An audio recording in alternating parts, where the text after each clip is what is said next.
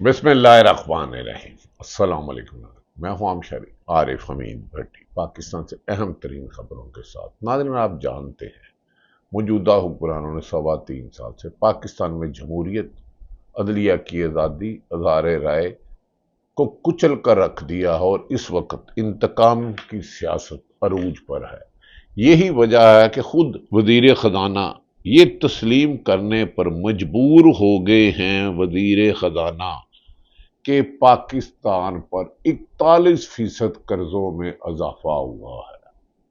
بانی P T Imran Khan نے عوام کو اتنا شعور دے دیا ہے کہ وہ لفظوں کے گورکھ دھندوں میں حقائق کی تلاش میں مسلسل 3.25 سال سے جدوجہد کر رہے ہیں۔ ناظرین، کہا جا رہا ہے کہ 19 اگست کو اسلام آباد سے بڑی خبر آ سکتی ہے۔ اسلام آباد سپریم کورٹ سے تمام آئینی ماہرین اس بات پر متفق ہیں کہ عمران خان کی 8 اپیلیں جو ہائی کورٹ نے ریجیکٹ کی تھی 9 مئی کے کیس پہ، اتنا کمزور جھوٹے گواہ، متضاد بیانات، اتنی کمزور پروسیکیوشن کہ عدالت کے وہ سپریم کورٹ میں 99% آثار ہیں کہ عمران خان کی فوری طور پر ضمانت ہو جائے گی، اور اس بنیاد پر جتنی یاسمین راشد 9 مئی کے کیس میں ATC اسلام آباد، لاہور، فیصل آباد اور سرگودا عدالت نے جو دی ہیں سزائیں، یعنی کہ یاسمین راشد، عمر چیمہ، محمود رشید، اعجاز چودھری اور دیگر قائدین سنم جاوید، عالیہ حمزہ کی سزائیں بھی ختم ہو جائیں گی، کیونکہ یہ نہ صرف یہ کیس کمزور بلکہ انتقام کی بدبو آ رہی ہے۔ اور جو فیصلہ لکھا گیا ہے اس میں جو وجوہات لکھی گئی ہیں وہ جج نہیں لکھتے، سیاسی مخالفین ایک دوسرے پر الزام لگاتے ہیں۔ لاہور کے فیصلے پر ایک آئینی ماہر نے کہا کہ 40 سال سے وہ وکلا کے پیشے سے وابستہ ہے، انہوں نے ایسا فیصلہ نہیں دیکھا، اتنا نقص فیصلہ، یہ فیصلہ کوئی جج لکھ ہی نہیں سکتا۔ اگر 19 اگست کو سپریم کورٹ کے عمران خان کے 9 مئی ہوتے ہیں اور اس پر حکومت سرفراز ڈوگر، اگر جو اس وقت اسلام آباد ہائی کورٹ جج ہیں، القادر میں ہے، تو اس کا کیس سنتے ہیں تو سلمان اکرم راجہ اور اعتزاز احسن کے مطابق 2 دن کی آرگومنٹ میں عمران خان باہر آ سکتے ہیں۔ لیکن یہ حکومت چل ہی اس بنیاد پر رہی ہے کہ عمران خان کو جیل میں رکھنا ہے۔ ازل سے ایک دوسرے کی دشمن جماعتیں، ایک دوسرے پر کرپشن، ملک دشمنی اور سنگین الزامات لگانے والی پیپلز پارٹی نون لیگ، مولانا فضل الرحمان جو کہتے تھے عورت کی حکمرانی جائز نہیں، وہ اکٹھے ہی اس لیے ہیں کہ عمران خان الیکشن میں اگر 8 فروری بغیر نشان کے 2024 کو امیدواروں کے حلقوں میں جائے بغیر جیت کے اگر اب الیکشن ہوتا ہے تو عمران خان 3/4 اکثریت سے آئے گا۔ دوسری طرف ناظرین، بیوروکریٹ اور پولیس والے اور سیاستدان اربوں روپے کے کرپشن کے انکشافات ہو رہے ہیں۔ اس میں محمد مالک کی سٹوریاں دیکھ لیں، انصار عباسی جو کہ خود ان کے خاص آدمی ہیں، وہ حقائق کی بجائے واٹس ایپ سٹوریوں پر بھی زیادہ مہربانی کرتے ہیں، اور کئی لگڑ بگڑ سٹوریوں کے ہیں، لیکن کسی ایک کیس میں نہ انکوائری شروع ہوئی۔ جنہوں نے منی لانڈرنگ کی ان کے خلاف کوئی کیس شروع نہیں، جو اربوں روپے کی کرپشن کر رہے ہیں کوئی کیس شروع نہیں، جنہوں نے کمیشن کھایا کوئی کیس شروع نہیں، جنہوں نے شوگر مل میں اربوں روپے کمائے کوئی مقدمہ نہیں، کیونکہ زرداری خاندان اور نواز شریف خاندان کی ملے ہیں زیادہ، جنہوں نے گندم میں ملک کو چونا لگایا کوئی نہیں۔ لیکن ناظرین، عمران خان کی بہنوں نے اس خدشے کا اظہار کیا کہ ان کی زندگی کو خطرہ ہے۔ یہ خطرے والی بات آپ ذہن میں رکھ لیں، یہ مختلف ذرائع اس کو کہہ رہے ہیں۔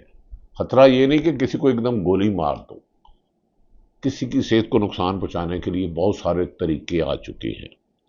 اسی لیے شاید پچھلے 10 ماہ سے عمران خان کے ذاتی معالج کو سزا ان کا ٹریٹمنٹ نہیں کرایا جا رہا اور سرکاری ڈاکٹروں کو بھیجا جا رہا ہے۔ جیسے عمران خان نواز شریف کے کیس میں پلیلیٹس کے لیے عمران خان کی حکومت تھی، اسے پتہ ہی نہیں تھا، اور فیصل واڈا جو سینیٹر ہیں، اہم حلقوں کے قریب ہیں، وہ کہہ رہے ہیں ان کی پلیلیٹس کی رپورٹیں میرے گھر بنی تھی۔ کیا عمران خان کا وزن جو کم ہو رہا ہے اس کے پیچھے کوئی گھنونی سازش تو نہیں؟ کیا ان کی زندگی کو خطرہ تو نہیں؟ یہ پی ٹی آئی کے ساتھ حکومت کی بھی ذمہ داری ہے.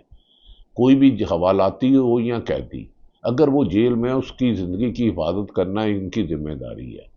ہم نے ذوالفقار علی بھٹو کو پھانسی دے دی، 45 سال بعد عدالتوں نے مانا. قائد اعظم کے لیے ایمبولینس نہیں ملی، لیاقت علی خان کو شہید کر دیا گیا. کب تک ہم عوامی لیڈروں کا خون بہاتے رہیں گے؟ کب تک یہ چند بیوروکریٹ، سیاستدان یا شریف خاندان اور نون لیگ اور زرداری خاندان اپنی ذاتی خواہش پر اپنے بیرون ملک اربوں روپے کی جائیدادوں کو بچانے کے لیے سرکاری افسران کو استعمال کر کے محارفین کو کچلتے رہیں گے، جھوٹے مقدمات درج کراتے رہیں گے، لوگوں کے بچے اغوا کرتے رہیں گے، ظلم تشدد زیادتی کرتے رہیں گے؟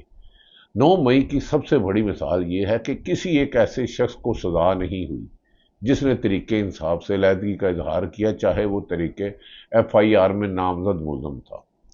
عمران خان واحد لیڈر ہے جس نے بیرون ملک اپنا فلیٹ بیچ کے بنی گالا خریدا، لیکن پاکستان کے سیاستدانوں نے ملک کی عوام کے وسائل کو بیچ کر، آپ کے حق کو بیچ کر اربوں روپے بنائے، لیکن آج وہ اقتدار میں بیٹھے ہیں. توشہ خانہ میں اربوں روپے کے تحائف لینے والی شریف فیملی، زرداری فیملی، اور تو اور انوار کاکڑ جو تاریخ کے بدترین سیاہ ترین وزیر اعظم ہوئے، جو ان کے دور میں دھاندلی ہوئی، جو ان کے دور میں ظلم ہوا، اگر ان کو شامل تفتیش کیا جائے تو 10 نائب بنائی جائے. پنجاب میں ہونے والی کرپشن میں اگر تحقیقات ہو جائے تو 5 نائب بنائی جائے اور کئی سیاستدانوں کے نام ای سی ایل میں ڈالنے چاہیے. عمران خان کی کو زندگی کو خطرہ ہے، دیکھتے ہیں کہ اس کا چیک اپ کرایا جاتا ہے کہ نہیں. ناظرین، گزشتہ روز سینکڑوں دفعہ عدالت کے حکم 3 رکنی بینچ نے کہا تھا ہر ہفتے عمران خان کی بہنیں، وکلا اور لوگوں کو ملایا جائے. ملاقات نہیں کرائی گئی. عمران خان کی بہنوں کو گرفتار کیا گیا، اغوا کر کے گاڑی میں لے جایا گیا اور چکری کے قریب چھوڑ دیا گیا. اسے اغوا کہا جاتا ہے. گرفتار ہوتا ہے، گرفتار کر کے 24 گھنٹے میں رپورٹ لکھی جاتی ہے اور مجسٹریٹ کے سامنے پیش ہوتا ہے. لیکن توہین عدالت کے معاملے میں تو یہ حکومت سر فہرست ہے. 90 دن میں الیکشن نہیں کرائے، طریقے انصاف کی محسوس نشستیں نہیں دی، لوگوں کو اغوا کیا جاتا نہیں آتا. لیکن عمران خان نے کہا ہے یہ ٹیسٹ میچ ہے اور ہم اس وقت تک جدوجہد کرتے رہیں گے. یہ حکومت 2025 میں جائے گی کیونکہ آپس میں اختلافات ہو چکے ہیں. پی ٹی آئی نے کہا کہ باجوڑ میں علی امین گنڈا پور کو عمران خان نے وارننگ بھیجی، اگر آپریشن نہیں رکوا سکتے، کرفیو نہیں لگا سکتے تو استعفیٰ دے دو.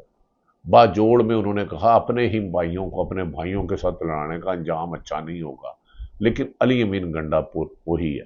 دوسری طرف بلوچستان میں شام سے لے کر صبح تک ٹریفک ختم کر دی گئی ہے. زائرین جو ایران اور عراق زیارتوں میں جاتے تھے وہ ختم ہو گئے. حکومت کی ناکامیوں کی ایک اتنی بڑی چارج شیٹ ہے کہ ان کے نام ای سی ایل میں ڈالیں، یہ ملکی مفاد کے طرف جانا.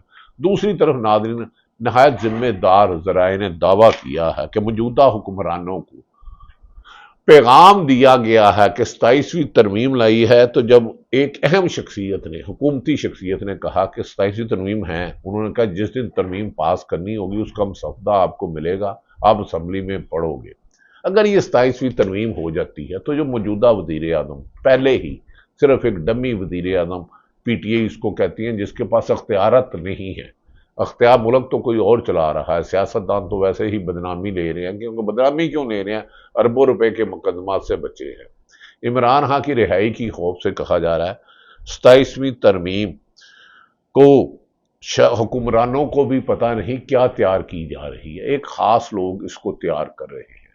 اس میں وزیر اعظم کا عہدہ اور کمزور ہو جائے گا اور جو نہ ہی نظر آتے انہیں اور مضبوط کیا جائے گا. 26ویں ترمیم میں عدلیہ کی آزادی ختم کی گئی، صحافت ختم کی گئی، جمہوریت ختم کی گئی، انسانی حقوق ختم کی گئی.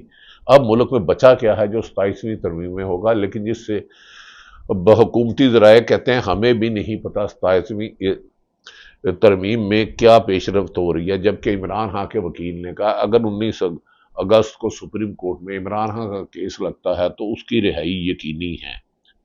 ناظرین، نواز شریف سخت ناراض ہیں اپنے بھائی سے اور اپنی بیٹی کی کارکردگی سے.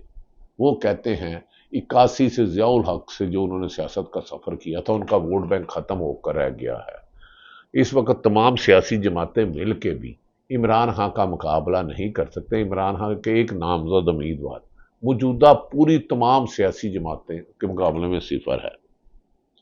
شاید اسی لیے جسے 5 سال قید دی گئی، صنم جاوید جس کا سیاسی کیریئر نہیں ہے، اس نے ایک معصومانہ سوال اٹھایا. اس نے کہا آپ کو اندھی گونگی بہری قوم کیوں چاہیے؟ صنم جاوید، یہ سوال تو میں بھی کہتا ہوں، آپ کو اندھی گونگی بہری کیوں چاہیے؟